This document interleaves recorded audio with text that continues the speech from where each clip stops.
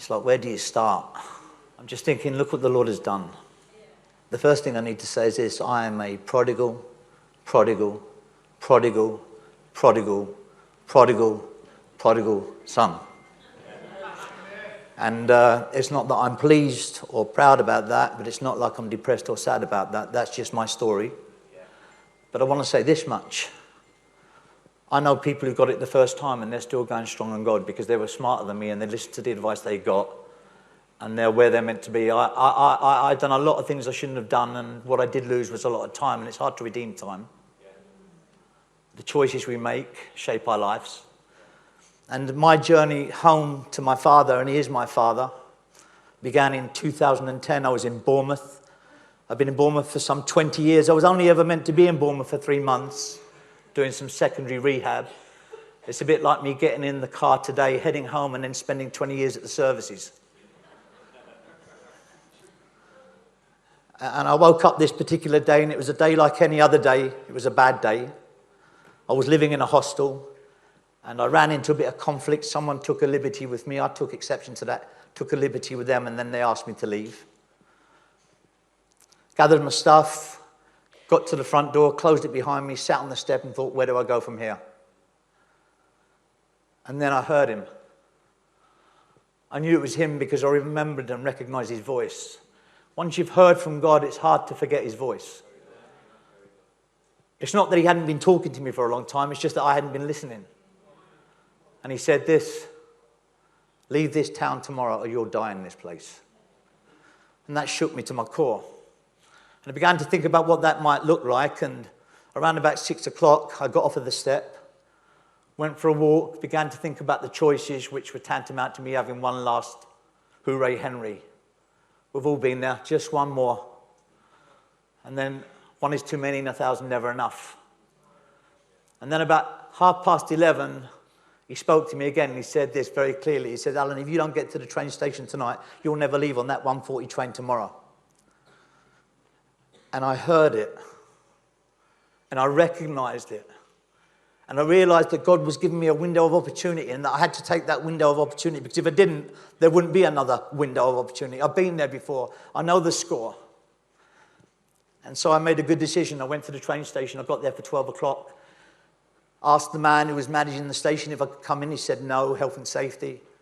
I went to walk away and he said, turn around. I turned around. He said, you look like you've had a hard day. I said, sir, I've had a hard life. He said, yeah, you can come in. You can't sit in the waiting room. That's locked. But you can sit on the bench, and if you fall asleep, I'll wake you up in the morning before the manager gets in. I didn't get any sleep. It was one of the longest nights of my life. And I began to think, how did it ever come to this? And it's like God took me for a walk through my history. I got on the 1:40 train to Newport the next day. It was one of the best calls of my life. I didn't want to go to Wales, but God said, you've got to go to Wales. And I guess it's because I'd been in Wales and known God some time before, but I'd ran away from Wales a long time ago, and I didn't want to go back to Wales. And I've learned that God is more interested in my character than my comfort. But he said, go back to Wales because that's the land you ran from, and it's good because you've got a daughter there called Amanda in Newport, and you can just be there, you'll be safe, and you can just get your act together, and we'll see what we can do with your life, because your life's a mess. So that's what I did. I got on the train, I went to Newport. My daughter turned up, she said, we'll look after you, and I felt like a failure. I thought, I'm the parent, but she's parenting me. I went home, I slept a little, I ate a little, I drank a little, and after a little bit of time, I began to feel a little bit more confident about my life, about what I might be able to do. And then I made the decision, which was tantamount to me queuing up for a relapse to get my own place. So I moved out into Corporation Road, the front line of Newport, built myself a wonderful little home, sat back at the end of it after I'd filled it with expensive things that made me feel better about myself for at least a day and a half. And then I began treading water because I knew it was in the post. It's always in the post. I'd been smoking weed. It's always a doorway back. I'm not saying it was a good thing. It was just the best I had at that time, but I knew I was on borrowed time. And 4 weeks in, it just landed. And when it landed proper. And I went on a 5-week relapse. And it was the shortest relapse I've ever had, but it was brutal. It stripped me right back. I hadn't seen anyone in 5 weeks.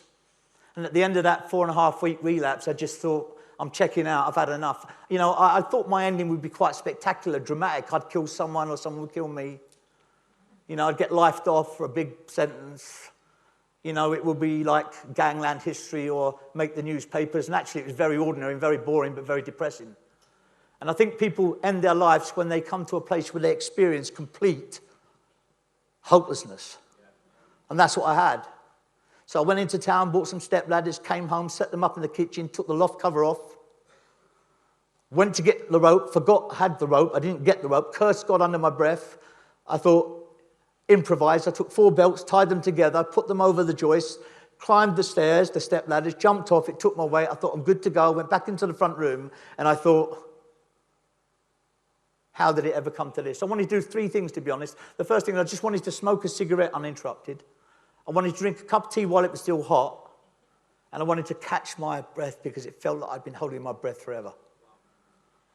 I went into the kitchen, got up 3 steps, and then bang, bang, bang, bang, bang on the door. Oh, it broke my heart. I could hear my daughter Amanda, Dad, Dad, Dad. I could hear a guy called Owen, Alan, Alan, Alan, ignoring them, thinking, what do? I'm halfway up the stairs, halfway to hell, halfway to heaven. Got to do something. And then I hear bang, bang, bang. It's the police. Open the door. We're coming through it. Got down off the step ladder, made my way to the door, opened the door. It was the longest, shortest walk of my life. They rush in. There's a bit of a ruckus. I end up in the kitchen. They get into the kitchen, they restrain me, they handcuff me. My daughter gets into the kitchen. She sees the letters that I've written to all of the children, all of the stuff that I left there to remind them that I'd been someone, not something all my life. Their first trainers, Nike, their first night lights, Winnie the Pooh. Things that I'd carried through my addiction flawlessly, but yet had mullered myself on a daily basis. My daughter said, how could you, how could you, how could you? She ran up and down the hall. Her husband was running after her. And a guy called Owen, who I'd only met once before, 6 weeks earlier, was going, which was, I'm sorry. When they put me in the back of the van, Owen was, I'm sorry. And all I had to say was, Owen, you're a effing Judas. This man had saved my life. They took me to the Gwent, worked on my body. I didn't know I was dying from complete kidney failure. I was urinating blood. They worked on my body, and then they took me over to a psychiatric hospital called ex-addicts. And I was in there for 2 or 3 days, and I went in for a ward round one morning, and the psychiatrist said, do you mind if I bring my team in? I said, no, you can bring your team in. And they brought the team in, and then she just began to lay out the care plan. She said, you're a paranoid schizophrenic with a personality disorder. You've been on Class A drugs for 20 years, and you're in a mess. And I remember thinking, tell me something I don't know. And then she said, this is what we're going to do. You're on a section, end of. We're going to review your medication. We're going to get you into some intensive group therapy, cognitive behavior therapy, some one-to-one, work through some family issues, give you some art therapy, and we're going to do all sorts of things, but you're not going anywhere. How does that sound? And I remember thinking, that's good, that's great, but I'm doomed. Because the only reason I was alive is because God had done something sovereign to begin with. And I was sitting there thinking, where do I go from here? There's no way back. And then I heard him again, and he just said this as clear as day. You're broke. They can't fix you, I can. And I heard it, and it was like God took me for a walk right through my life. And I realized I'd been institutionalized. I was great in places, probation hostels, psychiatric wards, police cells, prison landings. You know, I've been to rehab 16 times, 13 rehabs, one of them 3 times. Been to prison more times than I can remember. Lost everything, twice divorced. Stripped of my reputation that wasn't much to begin with. Stripped of joy, hope, faith, confidence. And I thought, where do I go? And God just said this. If you want to go on a journey with me, I'll take you on a journey. And I just remember thinking, what have I got to lose? I'll give it a go. If you want something you've never had, sometimes you have to do something you've never done. I phoned up the couple who had fought hard to get me in the psychiatric hospital, Owen and Paula, the guy. What had happened, when I was preparing to hang myself, Owen was at home. He came home from a hard day's work, had a domestic with his wife, went upstairs, had a shower, got in the bed, started watching cricket, and as he did that, suddenly he began to feel something terribly wrong was about to happen to me. That's why they turned up, the police, my family, Owen at the doorstep. That's why my life had been saved. And anyway, I asked them if they'd come, and they came, and we talked with the doctors, and they released me into their care. And I just went home with them. For the first time in my life, I thought I'd do as I'm told. So I went home with them, And I just slept a bit and rested a bit and tried to keep my nose out of trouble. I stayed in, I didn't go out. 4 weeks later, we went back to that flat to clear it up so we could give it back to the landlady. Went there with Owen, we cleaned up. Owen got a phone call, had to go. He said, "Are you all right?" I said, "Yeah, that was a lie. I was falling apart. I felt overwhelmed by the history. I was really scared." Got into the kitchen, opened the cupboard doors underneath the sink, and I thought, my God, they've missed it. My drugs are still here. My crack, my smack, my syringes, my swabs, my spoons, everything. I looked at it, it looked at me, I looked at it, it looked at me, and I thought, no one would know. And I thought, you would know. He would know. And then I thought to myself, I have to start somewhere, man. I'm going to start right here. And I picked the stuff up, and I took it to the toilet, and I flushed it away. And that was the last time I used drugs.